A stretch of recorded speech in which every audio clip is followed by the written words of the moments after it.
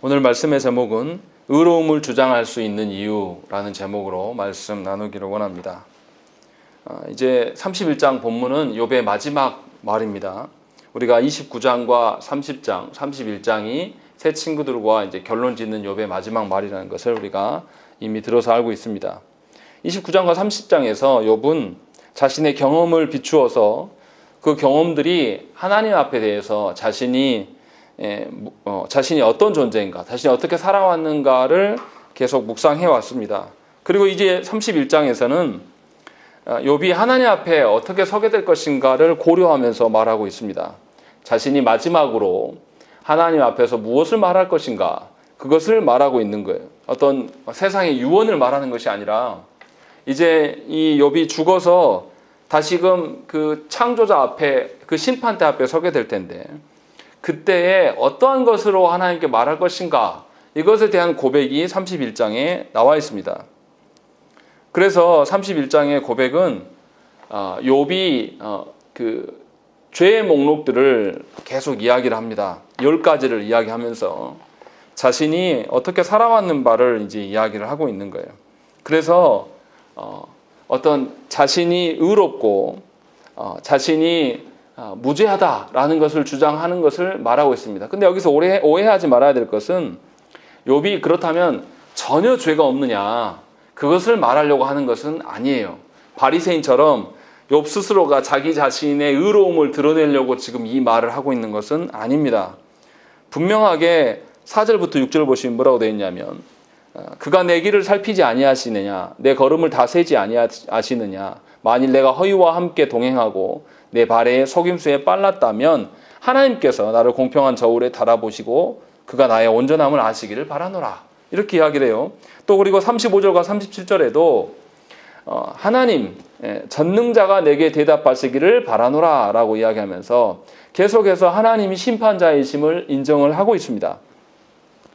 그래서 분명하게 이 왕이신 하나님 앞에서, 그 재판장이신 하나님 앞에서 자신이 그릇되이 행한 자는 반드시 저주를 받을 수밖에 없음을 고백을 하고 있습니다. 그러니까 정리하면 욥이 어떤 이야기를 하고 있냐면, 자신의 가치, 자신이 얼마나 의로운 자인가를 자랑하려고 말하는 것이 아니라 하나님 앞에서 자기가 아주 신실하게, 아주 성실하게 살아왔음을 고백하고 있는 것입니다. 그러니까 자기의 의로움을 드러내서 자기 자랑하려고 하는 것이 아니라 하나님 앞에서 하나님 명하신 대로 자신이 얼마나 신실하고 성실하게 살아왔는지를 호소하는 거예요. 왜냐하면 욥은 그렇게 살아왔음에도 불구하고 지금 욥의 환경이 고난 중에 있고, 욥이 그렇게 살아왔음에도 불구하고 이 고난 때문에 괴로운 것이 아니라 계속해서 사람들이 네 죄 때문이다, 네가 지금 고난받는 것은 네가 죄가 가득한 인간이기 때문이다 라고 말하기 때문에 분명하게 자신은 그렇게 살지 않았다, 하나님이 앞에 내가 이것을 바르게 말할 수 있다, 지금 이 이야기를 하고 있는 거예요. 그러니까 여기서 우리가 무엇을 살펴야 되냐면, 욥이 어떻게 자신의 의로움을 주장할 수 있는가를 먼저 살펴야 돼요. 그리고 욥이 무엇을 바라고 소망했는가를 우리도 똑같이 배우면서 우리의 삶 속에서 우리가 어떤 방식으로 살아가야 되는지를 오늘 말씀에서 보아야 된다는 것이죠. 그런데 욥이 시작할 때 재미있는 부분이 있습니다. 욥이 그냥 자기 신념대로 산 것이 아님을 분명히 밝히고 있습니다. 1절 말씀 보시면 뭐라고 되어 있냐면, 내가 내 눈과 약속하였다라고 되어 있습니다. 뭔가 자기 자신과 언약을 맺고 있다, 이렇게 시작을 합니다. 그리고 끝부분에 40절에도 보면 뭐라고 되어 있냐면, 밀 대신에 가시나무가 나고 보리 대신에 독보리가 나는 것이 마땅하다라고 되어 있습니다. 이것은 무슨 이야기냐면 그 언약에 대한 저주를 말하고 있는 것입니다. 하나님 앞에 언약을 지키지 않았을 때에 하나님께서 저주를 내리시는 것 중에 하나가 뭐냐면, 하나님께서 주신 땅에서 심어도 그것을 얻을 수가 없어요. 또는 내가 심었는데 다른 사람이 먹게 되는, 약탈당하는, 이것이 언약에 대한 저주로 성경에서는 계속 언급을 합니다. 이스라엘 백성이 하나님 앞에 타락하였을 때에 하나님께서 북이스라엘을 아수르에게 멸망케 하시고 남유다에게 계속해서 이야기하셨던 게 뭐냐면, 너희가 이렇게 내 언약에서 벗어나서 너희들 마음대로 우상 숭배하며 살아가면 결국 포로가 끌려가게 될 것이고, 너희가 너에게 준 이 약속의 땅에 다 짐승들만 남게 될 것이고, 너희가 심어도 아무것도 걷지 못할 것이다, 이런 거를 선지자들에게 계속 말씀하시는 거예요. 이것이 뭐냐면 언약에 대한 저주입니다. 그러니까 지금 욥은 어떤 것을 이야기하고 있냐면 1절 시작부터 언약을 이야기하고 있고 마지막 40절 끝날 때도 뭐냐면 언약에 근거하여서 지금 이야기를 하고 있는 겁니다. 그러니까 아무런 기준 없이 자신이 의롭다, 자신이 괜찮은 인물이었다 이 말을 하는 것이 아니에요. 분명하게 어떤 기준으로 이야기를 하고 있음을 우리가 알 수 있어요. 그런데 욥이 뭐라고 하냐면 내 눈과 언약을 맺었다라고 이야기를 하고 있는 것입니다. 눈은 보통 무엇을 드러내는 거냐면 그 마음의 욕망을 반영하는 것입니다. 자신의 마음 안에 어떠한 것을 담고 있는가, 자신 안에 있는 그 욕망이나 감정이나 아니면 바라고 소망하는 어떤 갈망하는 것들, 이런 것들과 자기 자신이 언약을 맺었다, 지금 이 이야기를 하고 있는 겁니다. 그러니까 욥은 자신의 마음을 뭔가를 절제하고 있어요. 어떤 언약의 기준으로 말미암아서 자신 안의 욕망, 또 자신 안에 있는 감정, 또 자신 안에 있는 바라고 소망하는 것까지도 다 이 언약에 의하여서 뭔가 컨트롤하고 있다. 지금 그 이야기를 하고 있는 겁니다. 그래서 욥이 눈을 언급하면서 자신의 마음이 깨끗한 양심으로 살아왔다. 지금 이것을 이야기를 하고 있습니다. 그리고 나서 뭐라고 하냐면 어찌 처녀에게 주목하랴라고 이야기를 합니다. 왜 욥이 갑자기 눈이 마음을 반영하는 건데 마음을 이야기하다가 갑자기 처녀를 이야기를 합니까? 욥 자신의 마음에서 욕망이 커지는 것, 욕망이 커지는 게 어디로부터 오냐면 보는 것부터 옵니다. 눈으로부터 오는 거예요. 그래서 눈으로 본 바에 근거하여서 자신 안에 욕망이 세워져 가는 것, 그 대표적인 욕망의 케이스를 간음으로 본 겁니다. 그래서 처녀를 봤는데 그 처녀가 아름답다. 그 아름답다함에서 멈추면 그 좋은 거예요. 왜냐하면 하나님이 주신 아름다움을 보면서 아름답다고 말하는 것이니까.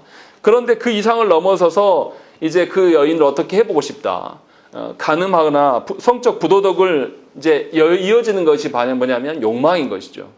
그래서 자신이 이 눈으로부터 오는 그 마음의 어떠한 것들을 언약함으로 말미암아서 절제하기 때문에 내가 어떻게 내 눈을 처녀에 고정하면서 그렇게 살겠냐. 그 이야기를 하고 있는 거예요. 그러니까 지금 욥이 이야기하는 것은 뭡니까? 눈에 보여주는 것들로 인하여서 자신 안에 욕망이 생기는데 그것까지도 언약으로 인하여서 절제하고 있다. 그렇게 살아왔다. 지금 이 이야기를 하고 있는 겁니다. 그러니까 우리가 분명히 알아야 될 것이 신자가 언약에 근거해서 여러분들의 마음 중심 안에 있는 것을 다스려야 됩니다. 여러분 안에 있는 욕망이나 또 여러분 안에 있는 감정이나 또 여러분이 바라고 소망하는 것들, 갈망하는 것들까지도 하나님께서 주신 언약으로 말미암아서 분명히 절제해야 될 것들을 이야기를 하고 있습니다. 성경에서도 어떻게 했습니까? 이스라엘에 타락할 때 어떤 종교적 타락만을 이야기하지 않습니다. 종교적 타락에서 반드시 뭐가 따라오냐면 성적 타락이 함께 따라와요. 항상 이것이 연계되어 있음을 우리가 알 수 있는 것이죠. 그러니까 욥이 마음의 어떠함을 이야기할 때 처녀를 언급하는 것은 그 욕망을 말하려고 지금 하고 있는 것이고 그것까지도 하나님 앞에 서 있다라고 말하고 있는 것입니다. 그리고 그 기준이 무엇인가를 분명하게 4절부터 6절까지 이야기를 하고 있습니다. 아까 읽어드린 것처럼 자기 자신과 언약을 세웠는데 그 언약이 자기 기준으로 말하는 것이 아니에요. 우리는 어떻습니까? 스스로 결단하고 뭔가를 결정할 때에 내가 뭔가를 계획을 세워놓고 그것을 기준으로 말미암아서 내가 어떻게 살아야 되겠다. 그래서 우리 아이들이 그렇죠. 방학 계획표를 세우고 일과표를 만드는데 그 기준 누구 기준이냐면 다 자기 자신들 기준이거든요. 그런데 욥은 그렇게 말하고 있지 않아요. 자기 기준에 옳은 대로 살아간다라고 말하지 않습니다. 우리 시대는 어떻습니까? 누가 보기에 옳은 것이 선이라고 이야기합니까? 우리가 보기에 옳은 것, 우리 각자가 보기에 옳은 것이 선이라고 이야기를 합니다. 그래서 어떻게 하냐면 네가 좋은 거 해라. 뭔가 내 안에 내가 잘못해서 잘못함의 기준도 정할 수가 없어요. 왜냐하면 다 각자의 기준이 있기 때문에. 그래서 어떻게 합니까? 우리 시대는 개성은 존중하지만 하나로 통일된 진리는 존중하지 않아요. 우리 시대는. 그래서 어떻게 합니까? 성에 대한 부분들도 어떻게 합니까? 성적인 부분들도 자기가 결정하는 거예요. 성 어떤 그 정체성의 결정도 각자에게 맡겨두는 거죠. 그러므로 말미암아서 그 살아가는 모든 기준들을 자기가 정해버리는 거예요. 이게 뭐냐면 포스트 모더니즘이에요. 우리 시대가 그것을 요구하는 거죠. 그러니까 자기가 원하는 대로 그냥 살면 되는데요. 각자의 소견에 오른 대로 살아가면 되는 시대가 바로 우리 시대라는 것이죠. 그런데 이런 시대 가운데 욥은 무슨 이야기 하냐면 자기 기준으로 자신과 언약을 맺고 있지 않다라고 분명하게 말하는 것이죠. 하나님이 보시기에 합당한가? 하나님이 보시기에 합당한 기준으로 내가 언약하고 있는가? 그것을 4절부터 6절에서 이야기를 하고 있어요. 그래서 하나님이 심판하실 것이다. 하나님이 자신의 길을 아시고 자신이 그 길을 몇 걸음 걸어가는지도 분명히 아시고 자신이 살아온 모든 궤적들을 저울에 달아서 나중에 심판하실 것이다. 저울질하실 것이다. 내가 그 기준을 알기 때문에 그 기준으로 말미암아서 내가 지금 살아가고 있는 것이다. 나는 그 언약으로 하나님 앞에 서 있다라는 것입니다. 그러니까 하나님이 심판자 되심을 분명하게 인정을 하고 있는 거예요. 그리고 나서 이제 본인이 7절부터 무슨 이야기 하냐면 내가 언약에 대해서 매우 신실하게 살아왔다 하면서 항목별로 10가지를 쭉 이야기합니다. 그런데 자신이 마음이 깨끗한 것은 어떻게 돼야 됩니까? 마음만 깨끗하다고 말할 수 있습니까? 마음만 내가 좋은 마음을 품으면 그 사람이 깨끗하고 잘한다고 이야기합니까? 그렇지 않죠. 마음이 깨끗하면 반드시 뭐가 드러나야 됩니까? 마음의 깨끗함을 먹고 있는 그 합당한 것이 삶으로 반드시 드러나요. 행함으로, 행동으로 드러나야 돼요. 마음 속에는 선한 마음을 먹었어도 내 입에서 욕이 나온다든지 남을 험담하는 이야기가 나오는 것은 내가 선한 자가 아니에요. 마음이 깨끗한 자가 아니란 말이에요. 그냥 본인이 혼자 자기 신념에 젖어 있는 것 뿐이지 그것을 신앙이라고 말하기는 어렵다는 것이죠. 그래서 욥이 뭐냐면 자신이 그 정결한 마음이 삶에 구체적으로 드러나야 될 것들을 대해서 7절부터 10가지를 쭉 언급을 합니다. 그리고 그 모든 것에 대한 심판자가 하나님이시기 때문에 자신은 그것을 염두하고 살아왔다라는 걸 이야기해요. 그래서 패턴이 어떤 식으로 되어 있냐면 먼저 죄를 밝힙니다.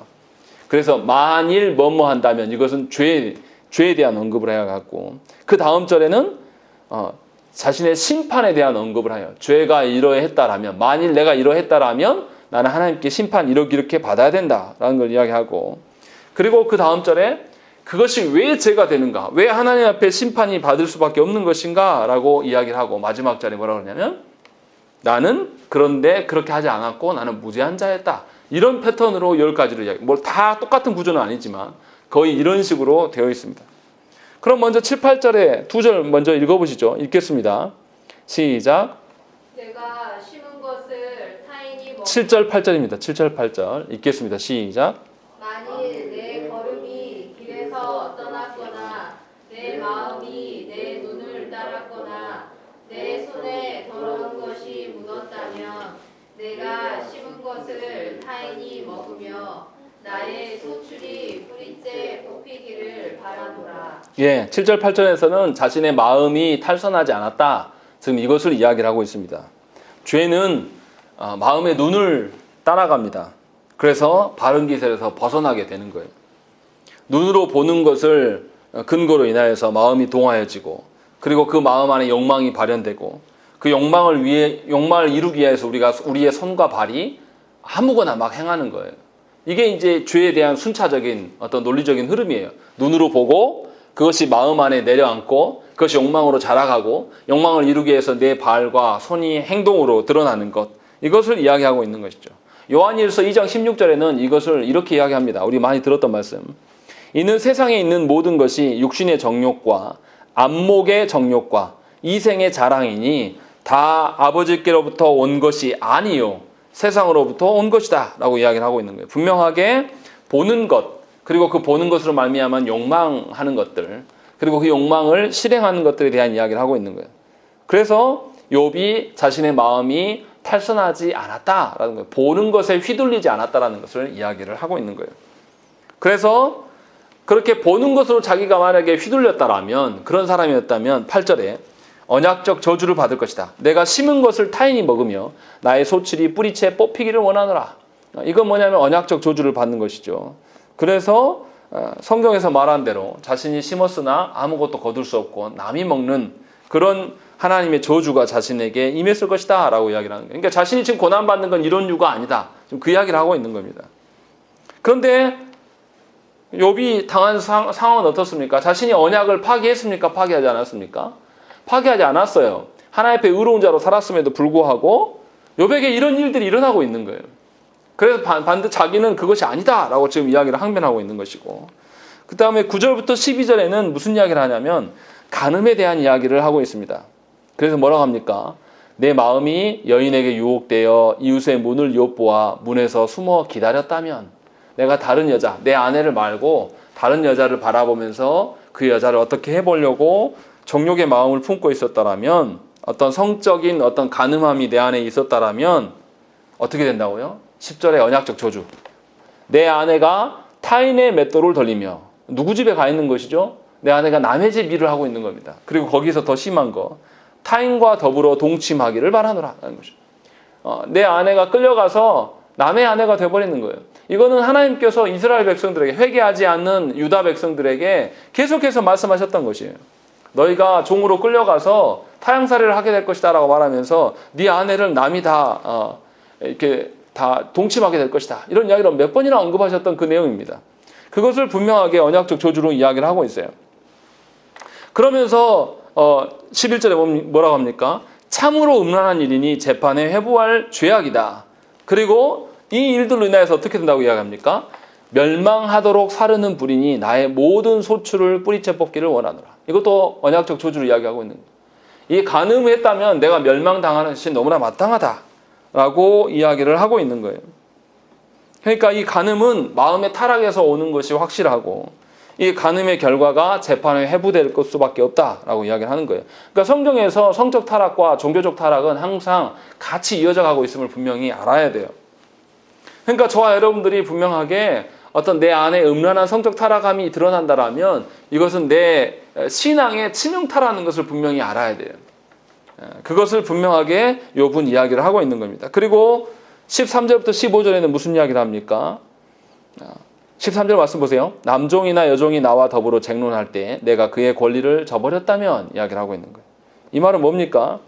주인과 종들 사이에 어떤 공평함, 정의로움이 있어야 된다, 그 이야기를 하고 있는 거예요. 이것이 우리 시대의 화두지 않습니까? 우리 사회 곳곳에서 뭡니까? 갑질이 성행하고 있어요. 교회 안에서도 담임 목사와 부교육자들 사이에 갑질, 장로들과 담임 목사 사이에 또 갑질, 또 회사에서도 어떻습니까? 사장과 사원들의 또 갑질, 또 상하 관계에서의 갑질들. 이거 우리 사회가 늘 공정을 주장하면서 말하는 것이 바로 이 부분입니다. 그런데 욥은 뭐라고 이야기를 합니까? 내가 그에게, 한때 내가 주인이었죠. 전에 주인이었고 자기 수하에 종들이 많았었는데 그들에게 공평하게 행하지 않았다라면 하나님 앞에 큰 죄악이라는 거죠. 왜냐하면 15절에 뭐라고 되어 있습니까? 나를 태 속에 만드시니가 그도 만들지 아니하셨느냐? 우리를 뱃속에 지으시니가 한 분이니 내가 어떻게 그렇게 할 수 있겠냐? 라는 걸 이야기하는 거죠. 무슨 말입니까? 우리 사회는 어때요? 우리 사회에 있는 정의는 어떤 정의입니까? 힘이 센 자들의 정의예요.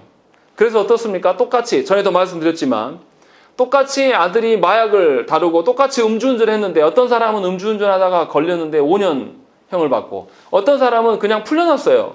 현장에서 도피까지 했고요. 도피까지 했는데도, 국회의원 아들은. 이게 우리 사회의 현실이에요.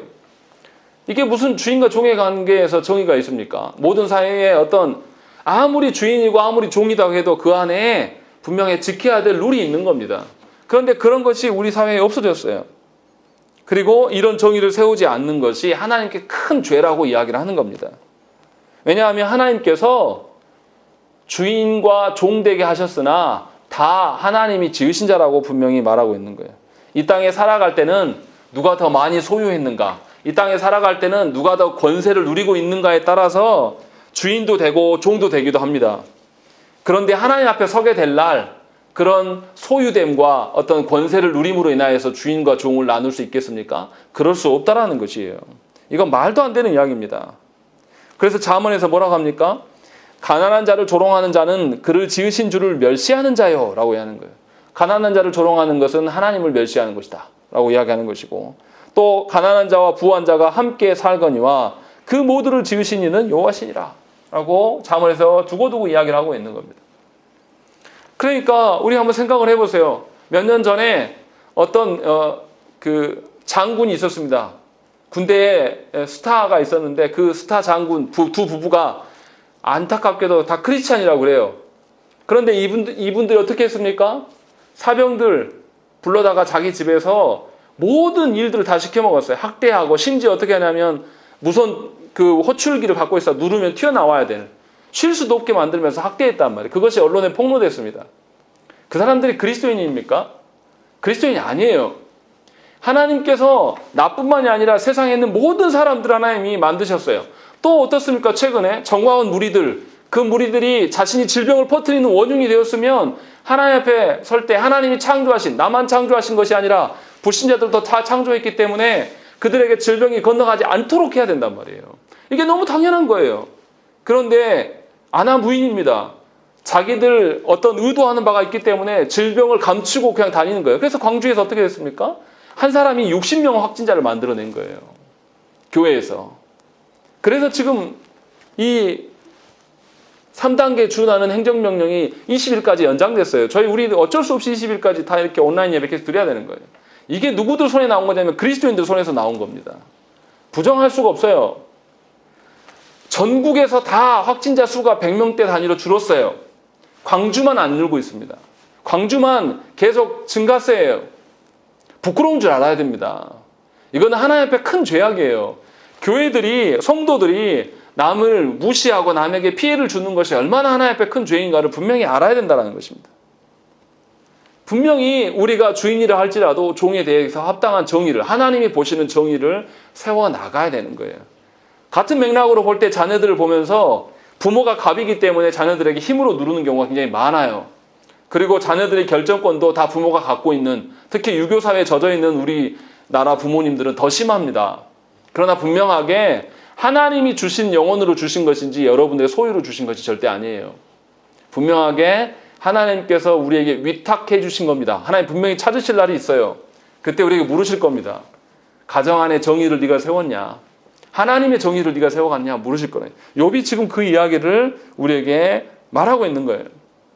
욥은 어떻습니까? 하나님 앞에 충성스러운 모습을 계속 보였어요. 하나님 배신하지 않았습니다. 그런데 하나님께서 어떻게 하시죠? 침묵하고 계신 거예요. 욥이 이 부당한, 불의한 하나님이 나한테 왜 이렇게 정의를 행하시지 않을까? 이런 부당한 상황 속에서 욥은 뭘 지키고 있냐면 하나님의 정의를 지켜가고 있다는 것을 말하고 있는 겁니다. 그러니까 엄청난 거예요. 저와 여러분들이 분명하게 사회적인 이 하나님 말씀하시는 정의로 사람들과의 관계를 세워나가지 않으면 우리는 그리스도인들이 아닙니다. 하나님이 창조하심을 무시하는 거예요. 멸시하는 거예요. 분명히 이 부분에 대해서 깨어 있으셔야 됩니다. 우리는 예수 믿고 세상 사람들은 예수 안 믿기 때문에 우리만 택한 자고 저들은 버려도 될 자로 이렇게 말하지 않으셔요, 하나님. 그러니까 교회가 핍박받는다 이런 소리 하면 안 됩니다. 말도 안 되는 이야기예요. 성경에서 전혀 그렇게 이야기하지 않는데.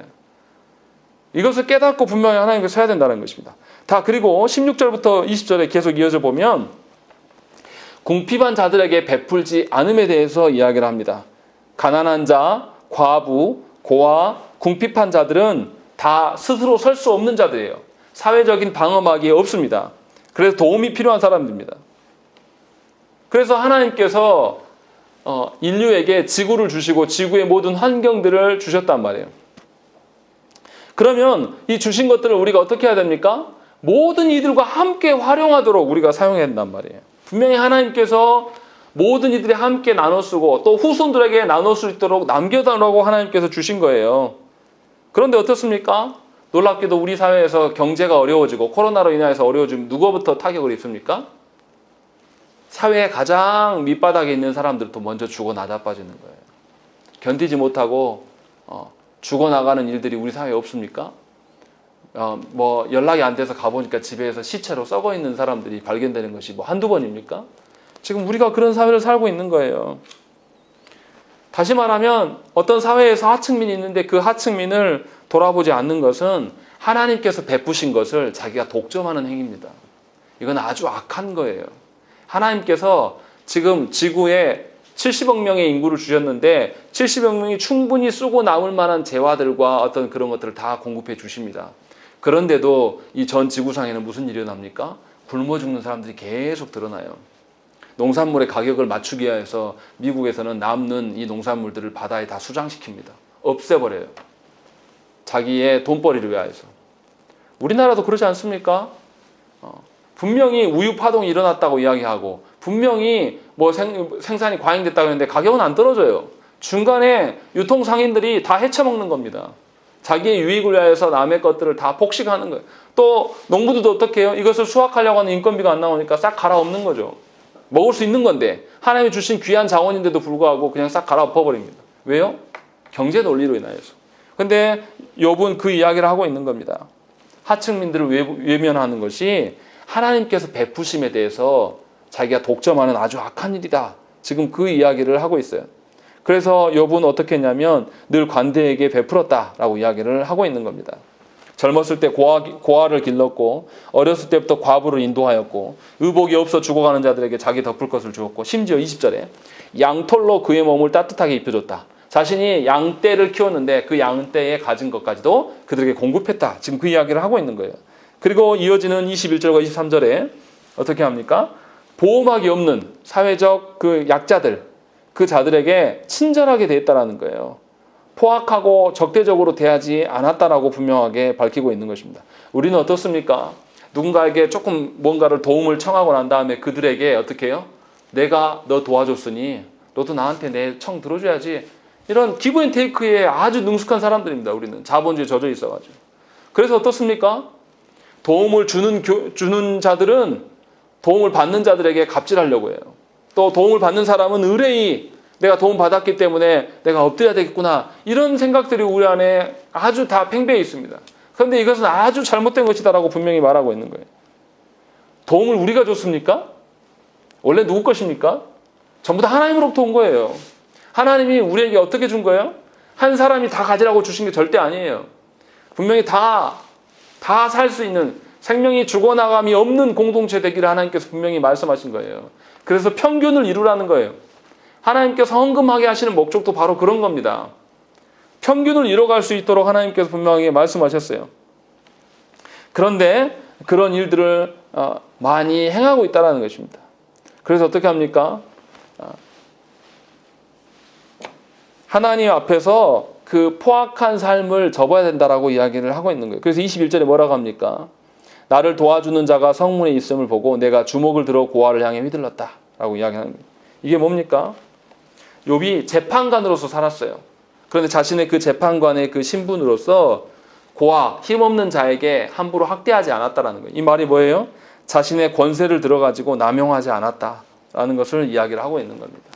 그러니까 우리가 뭔가 결정권자의 자리에 앉았을 때 약한 자들을 함부로 대하고 그들을 업신여기는 건 굉장히 교만한 행동입니다. 또 교회 안에서도 그런 일들이 일어나요. 정말로 화가 나는 것은 교회 안에 지도자라는 사람들이 뭐라 그러냐면 감히 하나님의 종인 나에게 덤비냐고 이런 태도들을 갖는 거예요. 이것은 합당한 태도가 아닙니다. 제가 고 노무현 대통령을 존경하는 이유가 뭐냐면 은퇴 이후에 그 사람 어떻게 살았습니까? 자기 고향 동네로 내려갔어요. 대통령이나 한 사람이 자전거를 몰고 시골길을 달렸단 말이에요. 그리고 얼마나 피곤하겠습니까? 고향에 내려가서 편하게 살고 싶을 텐데 수많은 사람들이 거기에 오면 어떻게 해요?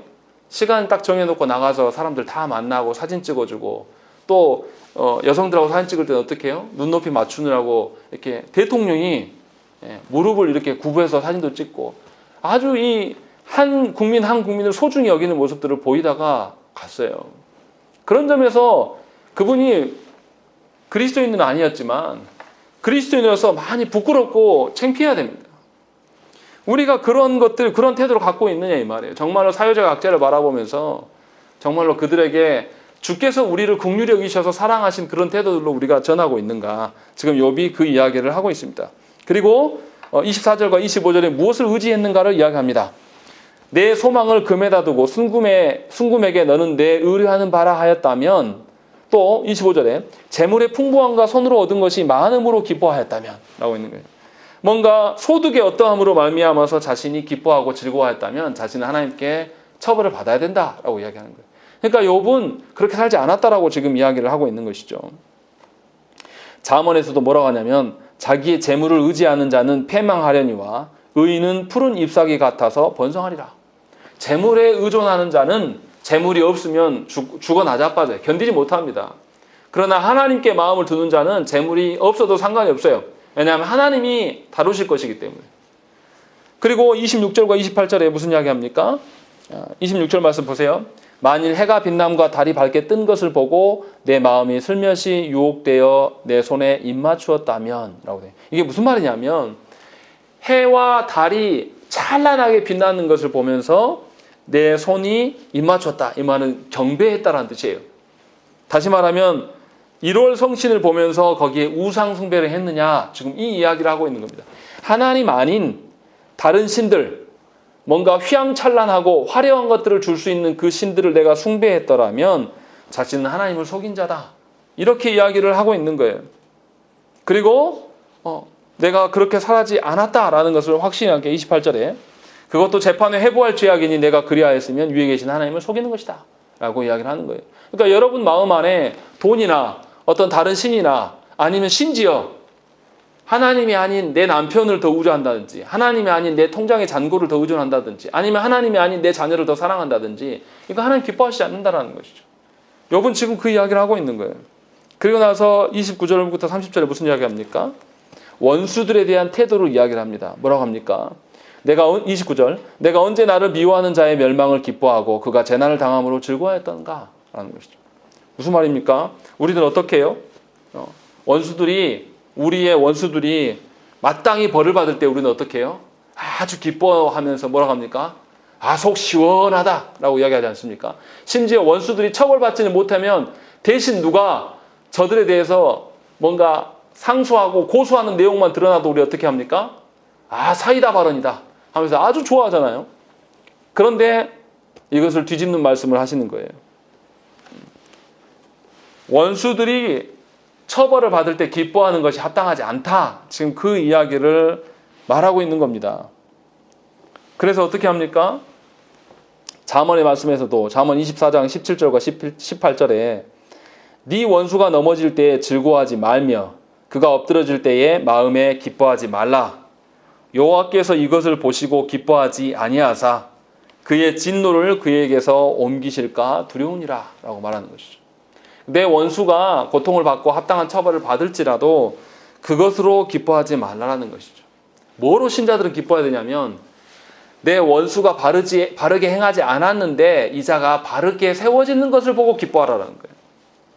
그들이 망해가고 없어지는 것을 보고 기뻐하는 것이 하나님 앞에 죄다. 왜냐하면 하나님께서 모든 인류를 다 하나님의 손으로 창조하셨고 그들이 다 하나님 나라 백성 되기를 하나님 원하신다는 것이죠. 그렇기 때문에 원수들에 대한 우리의 태도, 원한에 대한 우리의 태도들을 분명하게 말씀하고 있는 거예요. 그렇다고 해서 오해하시면 안 돼요. 그렇다고 해서 합당하게 처벌받아야 될 자를 처벌하지 말라 이 뜻이 아니에요. 처벌을 해야지만 그 사람이 돌이킬 수 있습니다. 죄인들은 결코 처벌 없이 돌아오는 경우가 없어요. 만약에 하나님께서도 우리 죄인인 우리를 아무런 처벌 없이 우리를 구원하셨다고 생각해 보세요. 우리가 그 구원을 값지게 여기겠습니까? 아니에요. 이것을 오해하시면 안 돼요. 그가 바르게 하기 위해서 처벌은 분명히 있어야 됩니다. 그러나 그가 망해버리라고 하는 처벌은 있어서는 안 돼요. 분명히 회복될 수 있게 하기 위한 처벌이 필요하고 권면이 필요하다는 것이죠. 그 이야기를 하고 있는 거예요. 그리고 31절과 32절에 무슨 이야기 합니까? 나그네를 대접하는 이야기를 하고 있는 겁니다. 그래서 뭐라고 하죠? 내 장막 사람들은 주인의 고기에 배부르지 않은 자가 어디 있느냐? 그러니까 지나가는 나그네가 내 장막에 들어와서 머물다가 배불리 먹고 갔다. 그 이야기를 하는 거죠. 또 32절에 나그네가 거리에서 자지 아니하도록 나는 행인에게 내 문을 열어주었다. 내가 그렇게 화려하고 큰 집에 살았지만 나그네들을 늘 맞이하고 영접했다라고 이야기하는 거예요. 성경에서 이것이 음으로 나와 있습니다. 생각을 해보세요. 창세기 19장에 보면 뭐가 나옵니까? 소돔 그 도시에 천사들이 들어가요. 그때 천사들이 들어갈 때 소돔 사람들이 어떻게 합니까? 자신의 도시에 새로운 사람들이 들어왔는데 아무도 거들떠보지 않아요. 그래서 그 노인 하나한테 우리가 잘 곳이 있습니까? 라고 이야기했을 때 그 노인 집에 갑니다. 그때 밤에 어떻게 해요? 그 소돔 사람들이 찾아와서 그 천사들 내놔라. 우리가 동성연애 할 테니까 내놔라. 라고 이야기를 하는 거죠. 이건 나그네를 접대하는 게 아닙니다. 나그네를 죽이려고 하는 거예요. 또 우리가 아는 사사시대에 레위 사람의 첩이 있었어요. 이거 말도 안 되는 이야기인데 레위 사람에게 첩이 있다는 것도 이상한 건데 레위 사람의 첩을 이제 집을 나가버렸는데 그 여자를 다시 데려와서 고향으로 가다가 여부스 족이 살고 있는 그 동네를 들어갔어요. 그런데 그 여부스 동네 사람들 어떻게 합니까? 새로운 사람이 생기니까 와서 문 열어 나와라. 너희들 새로운 사람이니까 우리랑 성관계 맺자 하면서 불러냅니다. 그러니까 그 사람들이 살려고 어떻게 해요? 그냥 첩만 내줘요. 그러니까 첩을 어떻게 합니까? 밤새 강간하고 나중에 첩이 문 앞에 와서 죽어 있어요. 그런데 그 첩의 목숨에 대해서 이 레위 사람도 신경 쓰지 않습니다. 또 여부수 사람들도 신경 쓰지 않아요. 그래서 나중에 어떻게 합니까? 이 레위 사람이 화가 나가니까 이 첩에 시신을 들고 가서 12토막을 내가지고 12지파에 다 뿌려버립니다. 그러니까 이스라엘 백성들이 다 일어나서 여부수 족을 몰살하러 오는 거죠. 전쟁이 일어나는 겁니다. 성경에서 분명하게 이 나그네를 접대하지 않으면 얼마나 위험한 것인가 라는 것을 분명하게 이야기를 하고 있는 겁니다. 그러니까 우리는 여기서 우리가 나그네 인생을 사는 사람들이에요. 이 땅이 고향이 아니란 말이에요. 하나님 나라가 우리의 고향이기 때문에 이 땅에 모든 목적을 두고 살아가지 않아요. 또 세상 사람들은 이 땅이 고향인 것처럼 살아가는 사람들이에요. 이 사람들은 하나님 나라에 갈 수도 없는 사람들이에요. 그 사람들을 우리가 긍휼히 여기면서 그들에게 복음이 무엇인가를 전할 수 있도록 우리가 살아가야 되는 거예요. 그렇게 해서 내 집에 들어오게 하고 내 집에 유하면서 하나님 나라의 가치가 무엇인가를 맛볼 수 있는 기회를 제공해야 되는 것이 우리의 삶이라는 거죠. 욥이 그렇게 살았다라는 거예요. 그래서 하나님의 정의와 공의를 분명하게 보였다라는 거죠. 나그네는 나랑 다시 볼 수 있는지 없는지 알 수 없는 사람이에요. 그런데 그 사람에게도 이러한 것들을 보였다라는 것이고 33절과 34절에 뭐라고 되어 있습니까? 내가 언제 다른 사람처럼 내 악행을 숨긴 일이 있거나 나의 죄악을 남의 품에 감추었느냐라는 것이죠. 자기가 뭔가를 자기의 허물을 감추기 위해서 위선적으로 살아온 적이 없다. 지금 그 이야기를 하고 있는 거예요. 그런데 이 위선적으로 살아가는 것이 하나님을 모욕하는 것이다 라고 이야기하면서 무슨 이야기를 합니까? 이 위선적인 삶이 얼마나 위험한 것인가를 이야기를 해요. 생각을 해보세요. 우리 아담과 하와가 어떻게 했습니까? 아담과 하와가 처음에 범죄하고 그들이 어떻게 했습니까? 하나님을 피해서 숨었습니다. 자기의 죄악을 감추려고 감췄어요. 이게 굉장히 나쁜 행동입니다. 하나님 앞에 계약이 파기되었고 범죄하였으면 어떻게 해야 됩니까? 마땅히 하나님께 먼저 찾아가서 하나님 우리가 실수 중에 하나님의 그 선악과를 따먹지 말라는 언약을 깨뜨렸습니다. 용서해 주십시오라고 해야 되는 게 마땅한 거예요. 그런데 죄인들의 특징은 어떻게 합니까? 자꾸 감추려고 해요. 그리고 감출 수 있다라고 생각을 하는 거예요. 그런데 이거는 한국 교회 안에 너무나 팽배해야 하는 일이에요. 어떻게 합니까? 교회 안에서 자신의 실수나 자신의 어떤 위선이 드러나면 어떻게 합니까? 이 공동체에 나옵니까? 안 나와요. 여기만 교회냐? 자신의 뭔가 치부가 드러나면 하나님도 없어요. 하나님이 이 교회에 있다 저 교회에 가면 하나님 모르십니까? 아니 이 교회에서 해결되지 않은 문제를 저 교회에 끌고 가면 하나님이 모른 척 해주십니까? 그렇지 않아요. 그런데 이 어떻게 된 한국교회 사람들은 하나님께 상처받은 인간은 하나도 없는데 사람들의 눈을 더 무서워합니다. 그래서 자신의 어떤 위선이나 자신의 어떤 치부가 조금만 드러나도 어떻게 합니까? 모른 척합니다. 그리고 자신의 흠을 누가 목사에게 말했냐라고 하면서 자기 그 알량한 자존심 지키면서 살아가는 거예요. 이거는 신자가 아니라고 지금 욥이 이야기를 하고 있는 겁니다. 어떻게 해야 됩니까? 우리는 하나님 앞에서 다 어떤 자입니까? 전부 죄인이에요. 우리 중에 죄인 아닌 사람 있습니까? 우리 중에 뭐 살인한 자와 우리 중에 뭐 악한 엄청 심한 죄를 지은 사람 아니면은 그냥 남 사기친 정도로 살아간 사람 이 사람 하나님 볼 때 크게 다릅니까? 다 똑같다니까요. 우리 중에 우리 중에 가장 악한 게 뭡니까? 하나님을 부인하고 하나님을 모른 척 하는 것이 가장 악한 거예요. 그런데 자신의 죄악이 마치 감추어질 수 있을 것처럼 그렇게 살아가는 것. 거짓을 그렇다고 해서 이 말을 또 오해하시면 안 됩니다. 나의 모든 죄악을 다 드러내고 살아라 이 뜻이 아니에요. 감추려다가 보면 또 다른 죄를 지을 수밖에 없는 거죠. 분명하게 저와 여러분들은 회개하기 위하여서 주 앞에 나오는 자들이에요. 그리고 이 구원의 은혜를 그러므로 누릴 수 있는 자들이에요. 그러니까 신자들은 공동체 앞에서 회개할 수 있어야 되는 것입니다. 의인 척하면 안 돼요. 자신만 특별하게 하나님께 뭔가 특별한 선택을 받은 자고 자신만 뭔가 하나님의 음성을 듣는 자처럼 말하고 다니면 안 된다는 것입니다. 그런데 한국교회 현실을 보면 그렇게 말하는 인간들이 너무나 많아요. 정광훈이도 그런 사람 중에 한 명이고 정광훈 씨만 그럽니까? 교회 안에 각종 중직자들이 어떻게 해요? 자신의 의로움을 내세우느라고 예를 써요. 자신의 치부를 감추는데 급급하고요. 그런데 이게 감춰집니까? 감춰질 수 없다라는 것이죠. 분명히 욥이 이렇게 다 기억나시진 않지만 계속해서 하나님을 염두에 두면서 계속 자신의 마음부터 자신의 삶의 어떠함을 다 살피고 있고 또 다른 사람들과의 관계도 어떠한 것을 쭉 나열하고 있음을 우리가 봅니다. 그리고 나서 욥이 뭐라고 합니까? 35절부터 37절 말씀. 자신이 무죄함을 이야기를 합니다. 뭐라고 합니까? 누구든지 나의 변명을 들어다오. 나의 서명이 여기 있으니 전능자가 내게 대답하시기를 바라노라. 나를 고발하는 자가 있다면 그에게 고소장을 쓰게 하라. 그리고 그 고소장을 써주면 내가 그것을 어깨에 매기도 하고 왕관처럼 머리에 쓰기도 하리라. 이 무슨 말입니까? 자신에 대해서 자꾸 죄인이라고 범죄자라고 이야기하는데 나는 하나님 앞에 그런 적이 없다라고 이야기하면서 뭐합니까? 그 사람이 고소장을 써주면 내가 이 고소장에 대해서 두려워하지 않기 때문에 하나도 마음에 걸림이 없기 때문에 내가 머리도 쓰고 옷으로도 입고 다니겠다. 그래서 사람들한테 내 고소하는 내용을 다 내가 다 보이겠다라고 이야기를 하는 거예요. 이 말은 뭐예요? 지금 욥이 나 잘났다. 나는 흠이 하나도 없고 완전히 무결한 자다. 이 말을 하려고 하는 게 아닙니다. 자신의 어떤 그 의로움과 이런 것들을 다 하나님 앞에 가기를 원하지 사람들 앞에 어떠한 것을 말하고 있는 것이 아니에요. 그러면 우리가 여기서 하나 생각을 해봐야 돼요. 욥이 어떻게 이렇게 말할 수 있을까? 욥도 사람인데 어떻게 욥이 하나도 죄가 없는 것처럼 이야기할 수 있는 것인가? 이 부분이 오늘 말씀의 핵심이에요. 제가 구구절절 너무나 상세히 설교를 해서 좀 길어졌는데요. 이 부분을 들어야 됩니다. 자, 어떻게 욥이 자신의 의로움을 주장할 수 있습니까? 이렇게 10가지 언급들을 할 때에 완전한 자신의 그 무죄함을 입증할 수 있는 사람은 누구밖에 없습니까? 사람 중에는 예수 그리스도밖에 없어요. 하나님이신 그분이 이 땅에 사람의 몸으로 오셔서 우리를 위하여서 이 모든 것을 이루심으로 말미암아 우리가 그 예수님의 이루심의 근거로 말미암아 우리가 하나님 앞에 설 수가 있는 거예요. 그러니까 욥이 지금 말하고 있는 것은 뭐냐면 자신의 가치를 내세우려고 지금 이야기하는 게 아니에요.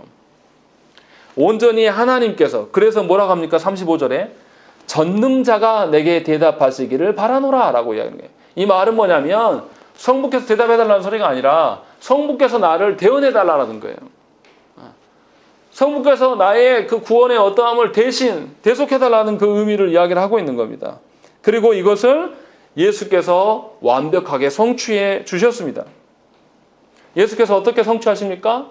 성부의 뜻에 완전히 순종의 모습을 보여요. 무엇 때문에요?